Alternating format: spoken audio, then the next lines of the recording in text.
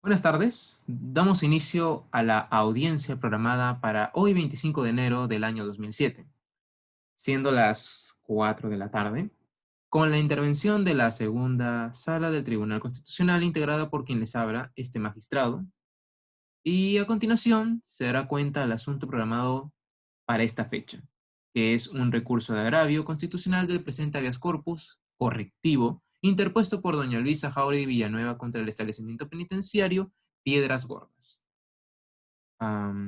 Señores abogados, acrediten sus nombres.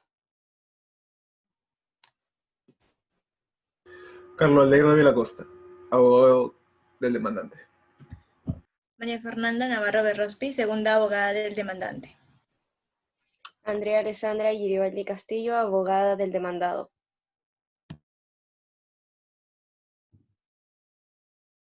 Correcto. En ese sentido, doctor Dávila, en defensa del demandante, ha sido reconocido y puede hacer uso de la palabra. Gracias, señor magistrado. Bueno, en representación de 11 internos, cuyos nombres se encuentran adjuntados en el expediente, presento la siguiente acción de habeas corpus.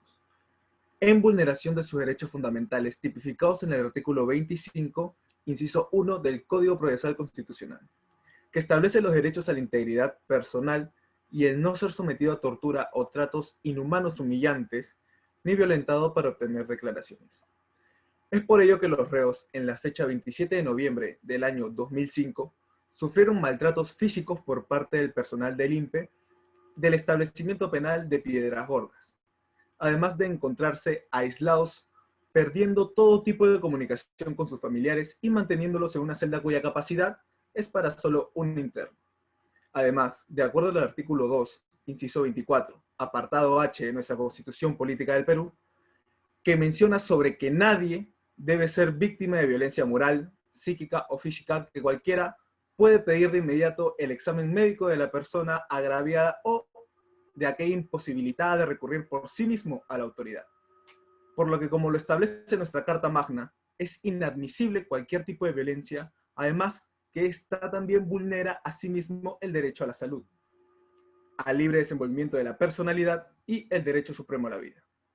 Cabe mencionar que las personas recluidas en ejecución de una pena privativa de la libertad o como consecuencia de una medida cautelar gozan del derecho plenario a su integridad personal, tal como lo señala el expediente número 2333 del 2004, habeas corpus Tribunal Constitucional, defendiendo a la integridad personal como la convicción y certeza del respeto de uno mismo por parte de los demás, por lo que representa la garantía del poder público ofrece frente a las posibles amenazas por parte de terceros de lesionar la indemnidad de la persona y desvanecer la sensación de tranquilidad. Le solicito, señor magistrado, que pueda otorgarle el uso de la palabra a mi compañera, la abogada Navarro. Doctora Navarro, tiene uso de la palabra, ha sido reconocida. Muchas gracias, señor magistrado.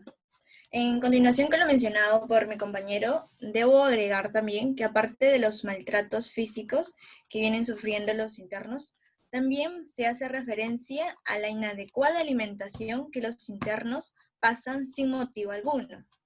Esto, como consecuencia, les ocasiona desórdenes alimenticios, problemas estomacales severos, incluso también para hacer mención a lo establecido en las reglas mínimas para el tratamiento de los reclusos, adoptadas por el primer Congreso de las Naciones Unidas sobre la prevención del delito y tratamiento del delincuente, las cuales señalan en su artículo 27 que el orden y la disciplina se mantendrán con firmeza, pero sin imponer más restricciones de las necesarias para mantener la seguridad y la buena organización de la vida común.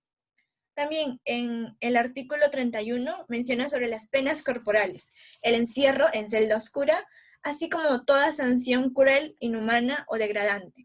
Quedarán completamente prohibidas como sanciones disciplinarias. En su artículo 32, que establece sobre las penas de aislamiento y reducción de alimentos, solo serán aplicables cuando el médico, después de haber examinado al recluso, haya certificado que dicho escrito que dicho recluso pueda soportarlas.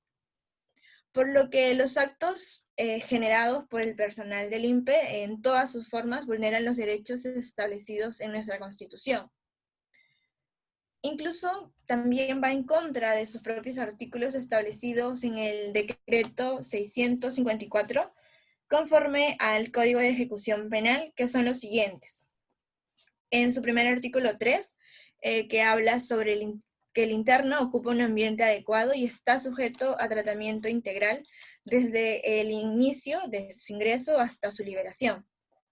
En su artículo 12 menciona que el interno es alojado y debería ser realizado en un ambiente individual o colectivo, donde recibirá el tratamiento penitenciario adecuado.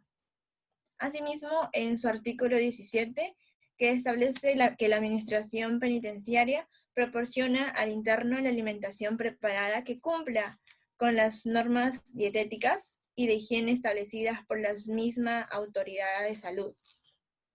Para finalizar, en el artículo 76, menciona que el interno tiene derecho a alcanzar el bienestar físico y mental. Además, que la administración pública proveerá todo lo necesario para el desarrollo y recuperación de su salud.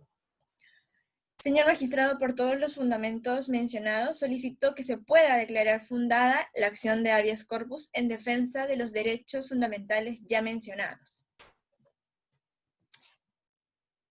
Habiendo escuchado los argumentos de la defensa de la parte demandante, se procede a facilitarle el uso de la palabra a la doctora Giribaldi, defensa de la parte demandada.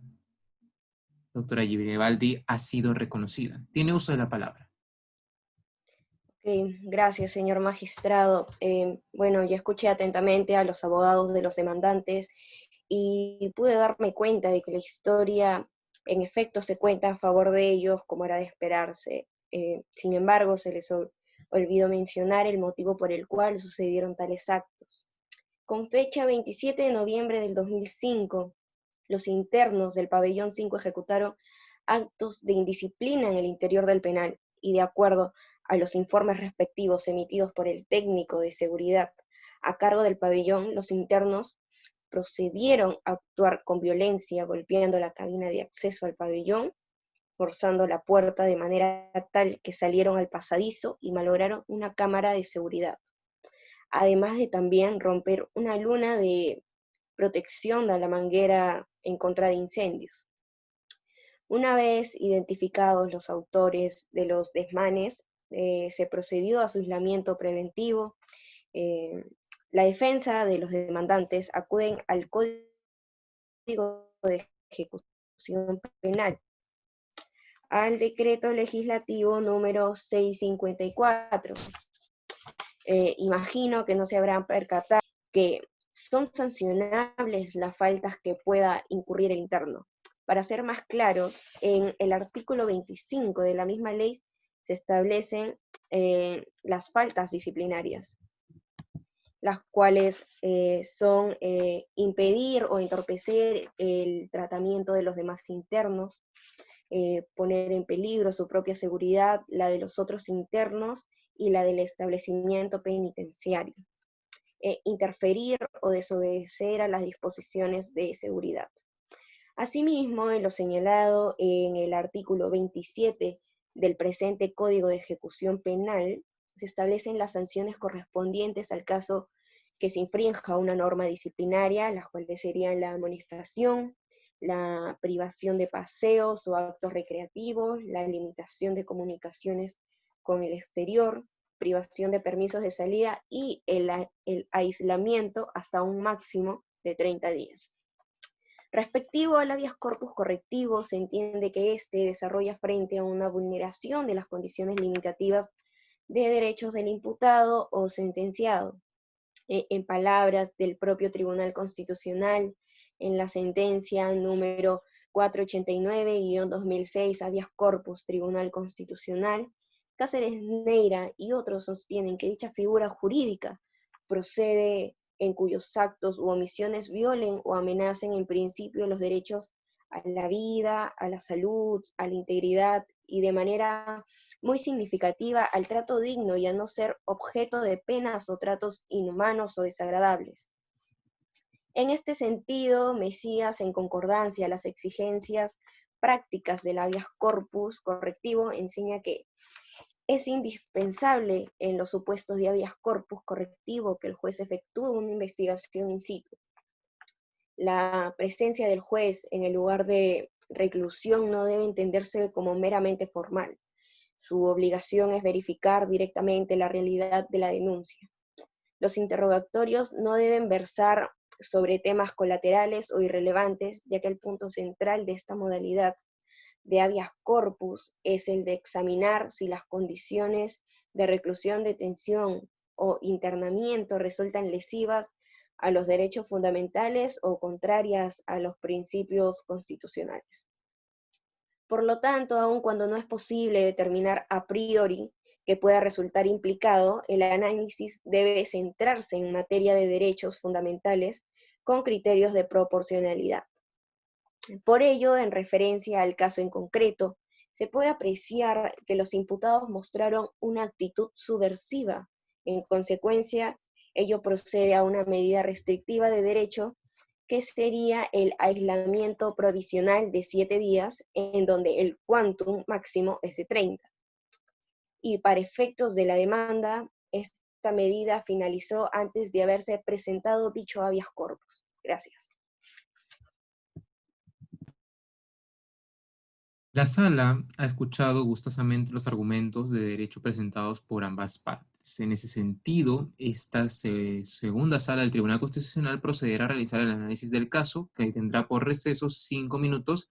Al culminar, nuevamente procedemos con la conclusión y la explicación de los fundamentos.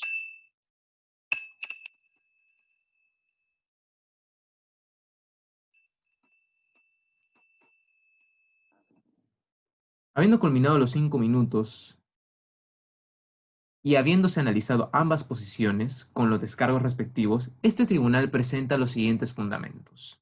Como primer fundamento, respecto a la mención que se realiza al habeas corpus en concordancia a la vulneración del proceso de la libertad, conforme lo establece el artículo 1 del Código Procesal Constitucional, podemos afirmar que se trata de una violación o amenaza de un derecho constitucional, obviamente.